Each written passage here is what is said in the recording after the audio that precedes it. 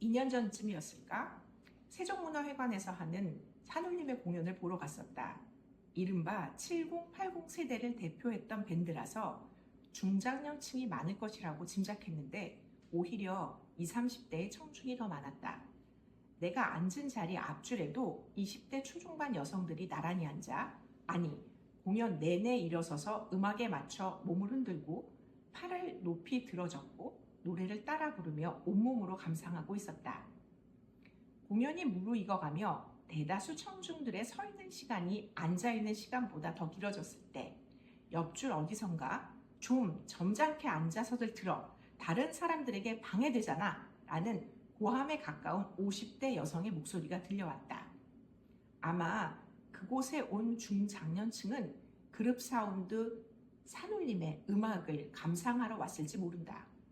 경쾌하면서도 발라드풍이 짙은 산울림의 음악을 들으며 조용히 자신들의 청춘 시절을 회상해보고 싶었을지도 모른다. 게다가 공연 공간이 세종문화회관이 아닌가. 가끔 장단 맞춰 박수나 치며 분위기를 살리는 정도에서 가능하면 조용히 산울림의 음악을 감상하려고 있던 것이 고함의 주인공을 비롯한 중장년 청중의 다수의 기대가 아니었을까? 이런 기대를 새파랗게 어린 공연 에티켓도 모르는 젊은이들이 여지없이 깨버렸다. 7080 세대는 자신들 세대의 음악을 즐기기 위해 왔다가 오히려 이방인이 되어버렸다. 자신들의 음악으로부터 스스로가 소외된 꼴이다.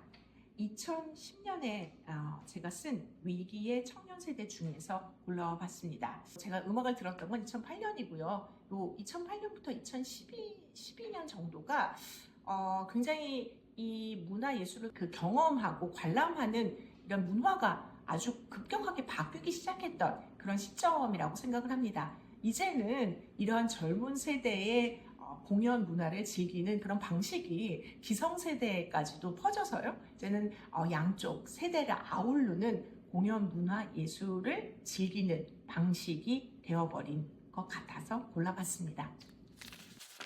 조디 딘이 음모론에 대해 조심스러운 태도를 취하는 것에 귀 기울일 필요가 있다. 이론을 제공하는 대신에 질문함으로써 음모론은 민주주의에 기여한다. 그때 우리는 음모론이 비판이라고 말할 수 있을지도 모른다. 질문으로 남을 때 음모론은 비판의 교두보가 될 수 있다. 답변이고자 과욕을 부리면 그것은 더 이상 비판이 아니게 된다. 망상이 된다. 도구마가 된다.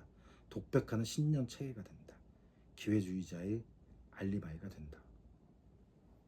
그러니까 음모론이 질문이 되어야 한다라고 하는 것, 그러니까 답변이 되어서는 안 된다라고 하는 것, 저는 여전히 이 얘기에 우리는 귀 기울여야 되지 않을까라는 생각입니다. 그러니까 답변이 된다라고 하는 것은 결국 음모론이라고 하는 의혹에 대해서 결론을 내리고 뭔가 작업을 한다라고 하는 거거든요.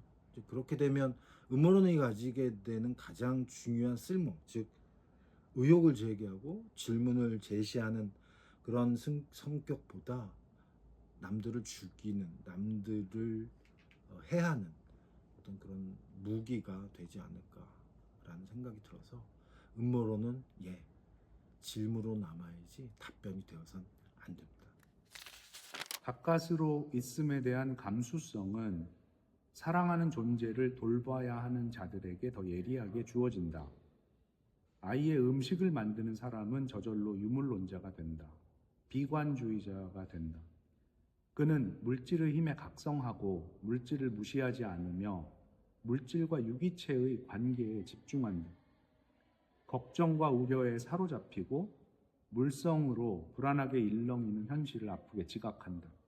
사랑의 유물론, 비관의 유물론, 관계의 유물론, 파국의 유물론이다. 가까스로 있음 중. 이 구절은 제가 최근에 쓴 가까스로 있음이라는 책의 서문에서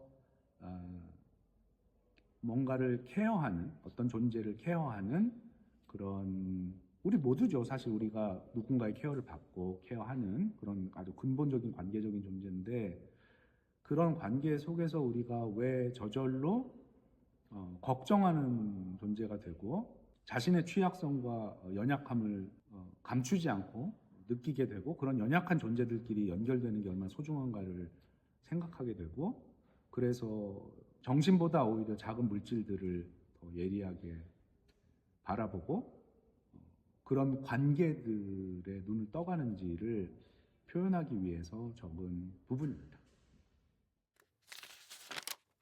저기 저 하얀 게 뭔가요? 문드스타워의 상징 모비딕입니다. 그것은 우리를 계속 응시했다. 세상에서 가장 큰 눈이 말했다. 내가 바로 힘이다. 감히 너희들이 나를 잡아 가두다니. 유한이 무한을 구속한 대가가 뭔지 알아? 그래, 너희들은 그런 것은 고민하지 않았겠지. 유한의 과시욕에 칠학이라는 게 어디 있겠어. 모비딕이 그렇게 힘이 센가요? 그물이 무너지겠어요. 말도 마. 지난번보다 10m나 더 자랐어. 몸집도 많이 불어서 힘이 보통이 아니야. 왜 저 녀석을 안 죽이시나요? 이러다 그물이 무너지겠어요. 미쳤어? 저 녀석을 잡기 위해 얼마나 긴 세월을 보내고 얼마나 많은 돈을 쏟아부었는지 자네는 모를 거야. 이 그물을 봐. 이 건물은 실용적인 곳이라고는 한 곳도 없어. 가운데 전부를 수족관으로 만들었잖아. 오직 저 모비딕을 위한 건물이지. 이 건물의 존재 이유가 바로 모비딕인데 저 녀석을 죽이는 건 말도 안 되는 거지. 문두스 중에서입니다. 문두스라는 말은 세상이라는 뜻이죠. 근데 이 어원은 구멍이라는 뜻입니다. 그리고 이 제 소설에서 문두스타워가 나오는데 그 안에 향유고래, 세상에서 가장 큰 고래인 향유고래를 넣어둔 것입니다. 굉장히 욕망을 상징한다고 볼 수가 있겠습니다. 모비딕이라는 건. 물론 문두스라는 것도 그러니까 인간의 거대한 욕망, 어떤 굉장히 깊은 욕망을 형상화시켰다고 볼 수가 있습니다.